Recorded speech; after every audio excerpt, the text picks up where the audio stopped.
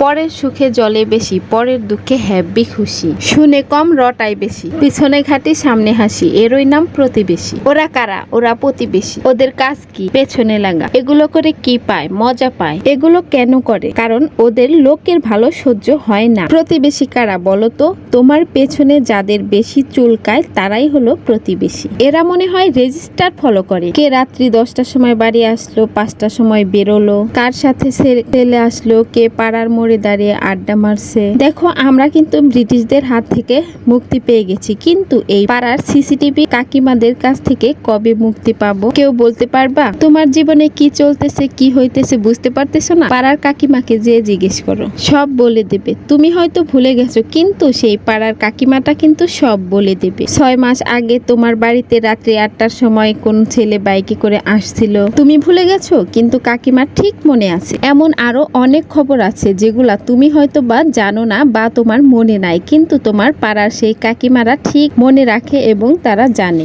আমি একটা জিনিস বুঝতে পারি না যে পাড়ার কাকিমারা আমার বাসায় কখন কয়টা পার্সেল আসলো, কে আসলো না আসলো, সব খবর তারা রাখে, কিন্তু যখন একটা চোর ঢুকে আমার বাড়ির সবকিছু নিয়ে বাড়িটাকে ফাঁকা করে দিল, তখন কাকিমারা চোখে দেখে না, তখন নাকি সরিষার তেল দিয়ে ঘুমায়। এরা তোমার বাড়ির মরিচ, হলুদ, লবণ ইত্যাদি নেওয়ার বাহানা করে এসে 2-3 ঘন্টা কাটিয়ে দেবে আর শুধু বলবে আমার বাড়িতে কাজ আছে, বসবো না বলেই কিন্তু 2-3 ঘন্টা বসে আপনার খবরাখবর নেবে। পাড়ার সকলের গোষ্ঠীর ষষ্ঠী পূজা করে তারপর হচ্ছে সে যাবে। দেখবেন সেই কাকিমা ঠিকই কিন্তু ঘুড়ি বের করে ঘুরতেছে, তবে আমরা একটু হাঁটু দেখানো জামা পরলেই তার পেছনটা ঠিক জ্বলে যাবে। আমরা খুশি না থাকলেও চলবে, কিন্তু পাড়া প্রতিবেশী সমাজ সব লোকেদের কাছে ভালো থাকলেই চলবে। আসলে আমাদের পাড়া প্রতিবেশীরা এখনকার যুগে এমনটাই হয়ে গিয়েছে যে নিজের বেলায় 16 আনা, পরের বেলায় নাই। তো আসলে তারা সবকিছু করলে ঠিকঠাক, কিন্তু যদি দেখে তুমি কিছু একটা করে ফেলেছো তাহলে তো হয়েই গেল।